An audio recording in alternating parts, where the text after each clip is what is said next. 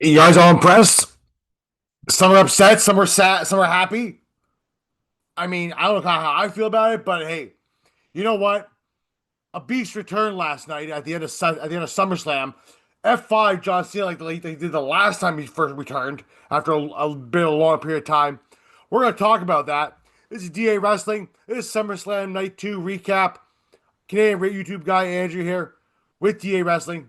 Let's do this.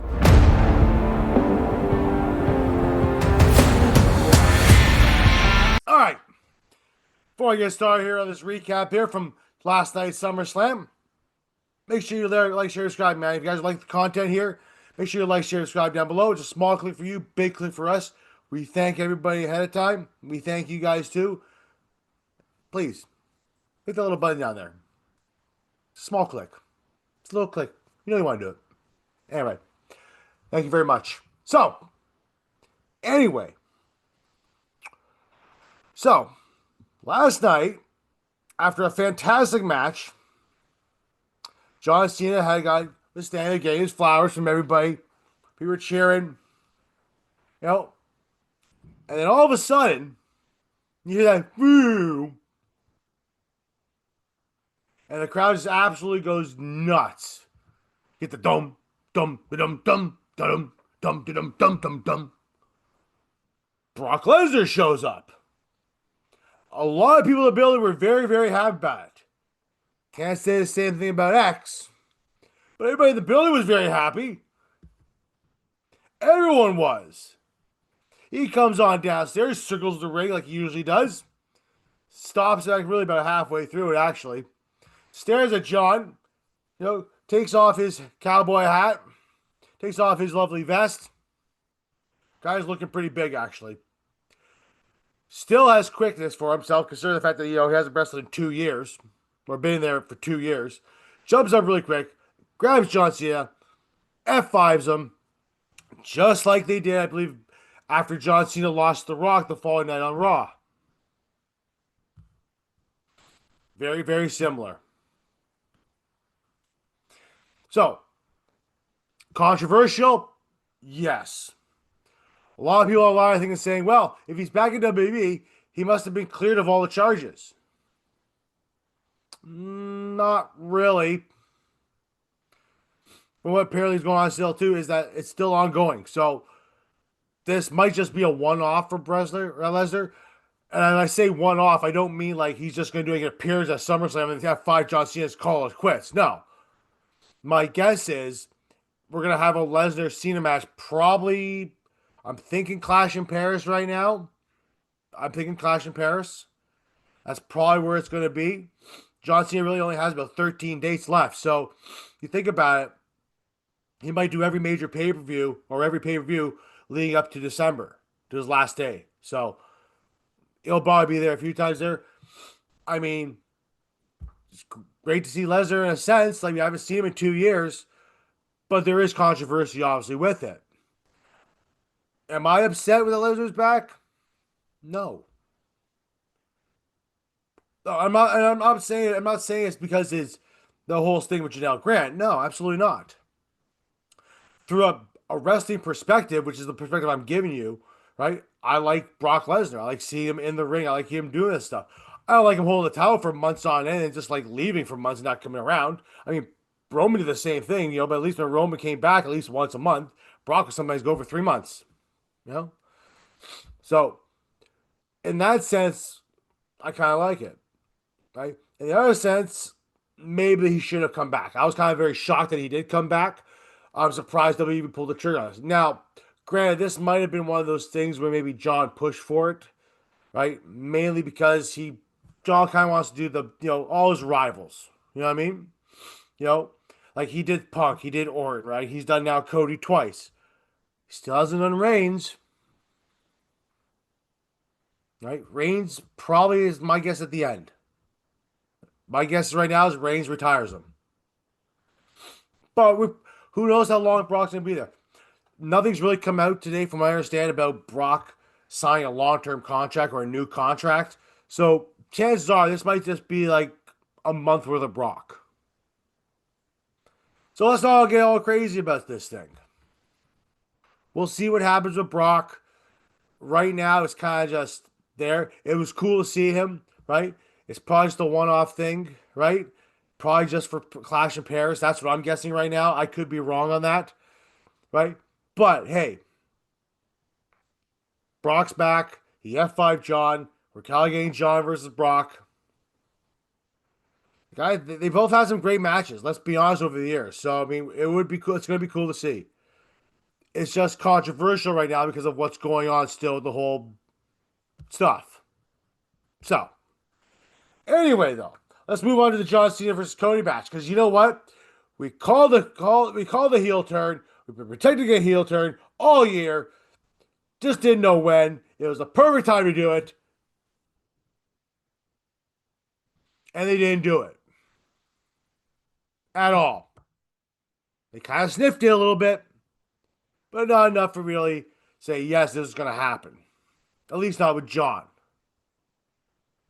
right? I mean, let's be honest here. If they probably couldn't, but let's be honest here. It probably would have happened if they didn't get Lesnar back. That's probably safe to say. But honestly, this is the match that probably should have happened at WrestleMania. It wasn't. Was it better than the WrestleMania match? Absolutely it was. It was a fantastic match. Right? A long match, about 40 minutes. They went around the arena, right? You know, at one point there, John picked it up. He came up through the stage. John was carrying him. You know, like a backpack, going on a camping trip. You know? John, eventually Cody ends up winning. You know, after several crossroads. I mean, Cody got hit with like several attitude adjustments. Oh, I suggest you go back, watch the match. It was a very, very good match. Probably one of John's best matches in his entire career. Probably in his top 5. Seriously. I mean, if you look at John Cena's top 5 matches, you could probably sit there and say anything with Orton, anything with Edge. I mean, too bad you can't get Edge to come back, eh? I mean, that'd be nice.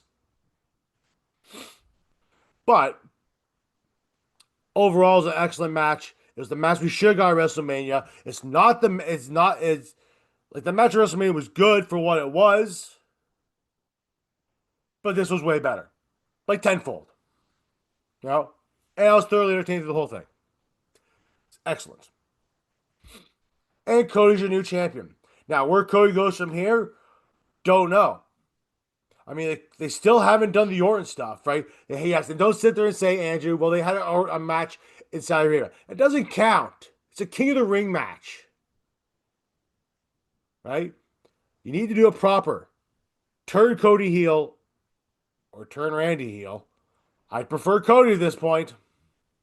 And to be honest with you, it's kind of hard to not turn Cody and keep, and just keep Randy heel because people's going to cheer Randy no matter what at this point. Right? It's kind of hard to turn a Randy heel when everybody's singing a song. Whereas Cody, you can see the boos there, especially when John Cena and Cody were getting introduced. Cody was getting booed ridiculously loudly. Seriously. But who knows what it takes from Cody goes from here? I'm guessing maybe they finally do the Randy stuff. Hopefully. I mean, what else you can do? Seriously. Unless you're going to elevate Aleister Black or a priest again, or do some of those things. Have to wait and see.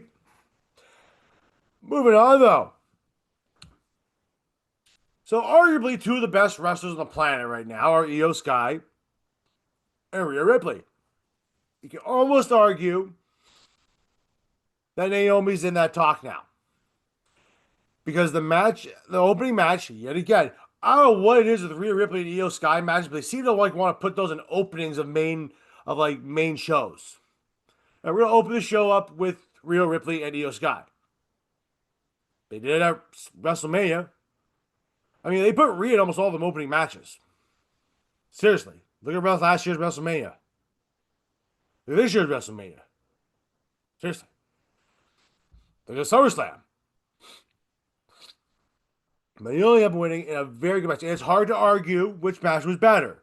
The 3-way at Mania with Io, Ripley, and Bianca, or this one. Right? Both matches were very intense. Both matches had their definitely near falls. Right? Both matches you were thinking at times if Rhea's gonna win. You're thinking Rhea's at times who was gonna win. It was everything you really wanted in an actual three-way match. Right? And that's what I advise about. Some three-way matches is still just really predictable. Whereas this match here, you honestly thought that Rhea might pull it off or Io might regain it. But in the end, Naomi won. And in my opinion, the right person won. Right? It's not because I said Naomi's going to face Vakir and lose to Vakir. No, that has nothing to do with that. But Naomi had the right. You can't just always just have Rhea Ripley face it. You can have Rhea Ripley face Vakir anytime you want. Right? Naomi is going to be a good person for Vakir to feud with a little bit until Clash of Paris, and then probably a match later down the line. Right? Naomi won. It's great for her. And she came out with her dad playing her theme music. He's helping play her theme music. He's a well-known musician. I didn't realize that either, how well-known he was. But he came out and walked her down for the ringside for the most part, playing guitar and playing her opening. That was cool. That was really cool. You know? So, Naomi won. For those out there who think was it the right choice, I'm telling you it was the right choice. It was 100% the right choice to have Naomi win. Seriously. I'm not saying because I predicted that she'd win. Literally, it's just the right choice. Rhea doesn't need a title at this point, and you can argue that Io doesn't either. All right, moving on. Did anybody check that crazy TLC match? That was insane. One of my favorite parts is probably when at all four corners, somebody went through some kind of object from the top rope. Seriously. At some point, they thought they might have killed Montez Ford and Dawkins. Right? And what is with Andrade? Like to do sunflip flips and throw people onto ladders and hurt himself in the process. Surprised the guy hasn't torn his groin yet. Right? Y6 ended up winning. It's the right choice. I was kind of pushing a little bit for more of possibly the Motor City Machine Guns doing it. Right? Or even thinking they were going to go a Fraction. But I'm not, I didn't really pick the Y6. I figured maybe this is just like, here's your happy moment. You won the titles of SmackDown. But no, they're actually going to do it. I chose probably Fraction or Motor City Machine Guns to win. Right? I'm glad the Y6 won, though. It's good for them. Right? Insane. You had the Hardys there. You had the Dudleys there. And then when everybody started to say, there's Edge and Christian. Oh, that's right. But Dudleys and Hardys were both there. Obviously, too, there was a spot though too where it was almost like an ode to Jeff Hardy and Edge, right? When Ciampa was hanging from the titles there, and Fraction, I think it was, I believe it was Nathan Frazier tried to do a spear and spear him while holding the thing, and Ciampa just kind of lifted himself up. That was kind of cool, actually. It was a really good match. Highly recommend you go see it. Cards all over the place. Hopefully, Candice LYRA is all right. She took a hell of a jump off the top of the ladder. Right, her knee up actually went through one of the holes and it actually snapped the ladder. So it looks like she went knee first. So hopefully she's okay. Right, the women did get involved. B-Fab as well as Nikki Cross got involved along with Candice LYRA. So it was all good all around. Everybody had involved. Everybody had a good time.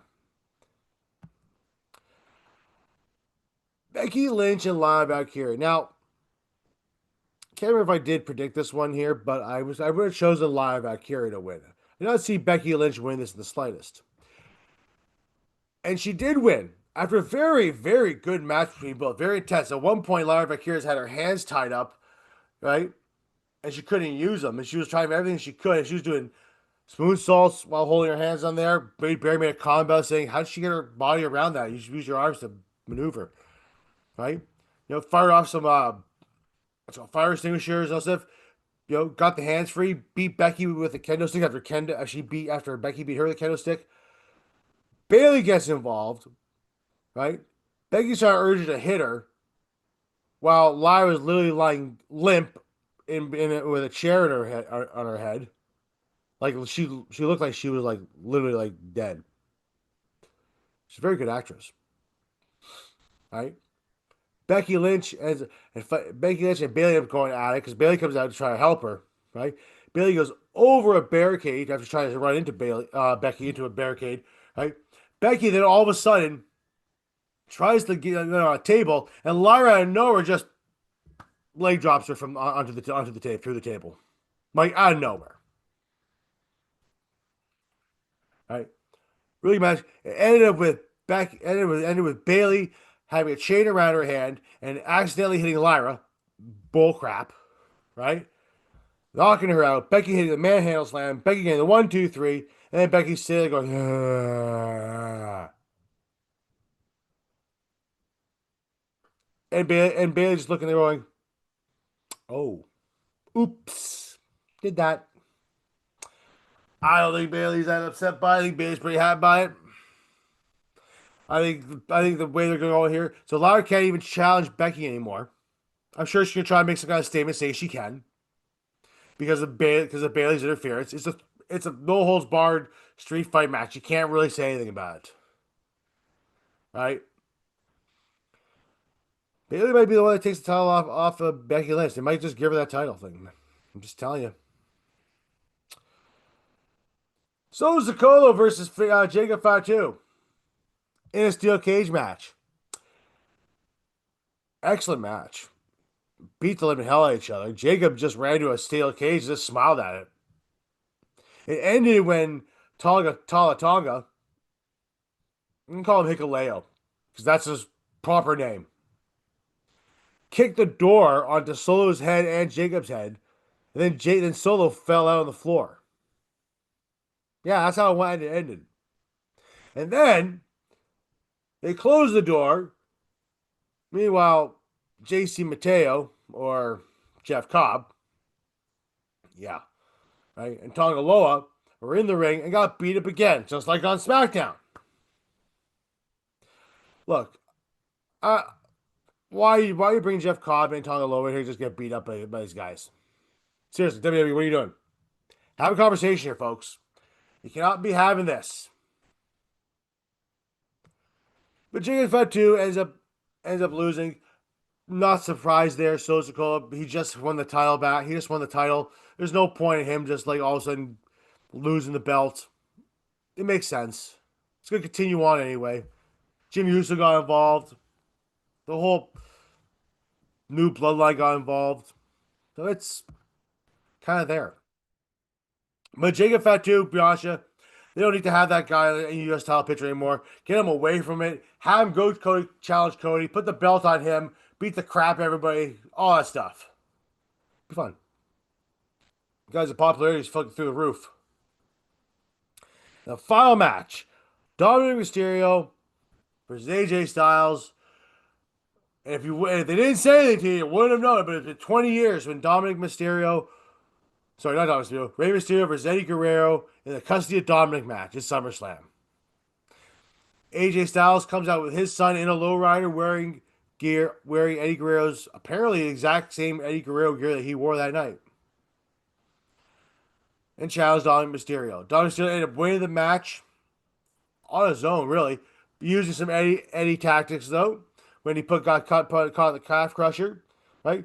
He took the boot off a little bit ahead of time, right? Got the calf crusher and slipped out of the boot. Yeah. Greasy way to do it, but hey, it's Eddie Guerrero. It's an ode to Eddie Guerrero. So it was a good match overall. I'm a little surprised they didn't put the title on AJ here, but at the same time too, it's not too surprising too with Dominic Mysterio. He seems to be very high on their list right now, right? What they want to do here. He's probably a future world champion at some point down the line. Not right yet, but eventually down the line, he probably will be the world champion. He looks great, right? The kid, him against AJ Styles is great. I think AJ still got to hit the title off him at some point. Yes, this wasn't the right time to do it. All in all, SummerSlam Night 2, have to say, shocking moments on both main events.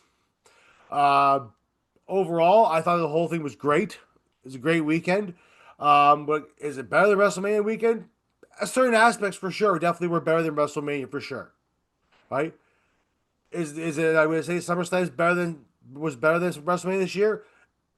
It's pretty close to see what's better. I mean, let's be honest. SummerSlam was probably better by quite a bit, but just for bias things and being a little bit neutral, I'd say it's about the same. Although a lot more excitement probably in SummerSlam side as far as what happened at the end. Anyway, guys, that's it for the recap here at SummerSlam. Here, make sure you like, share, subscribe down below. Right, follow us on Spotify as well as YouTube and Podbean. You get the voice audio there. There's no music, but you get the voice audio there. Right, talking about us there too. Thanks a lot, guys, for watching. New episodes coming sometime this week as well. Talk to you then. Have a good one. Enjoy Raw. Should be a good one.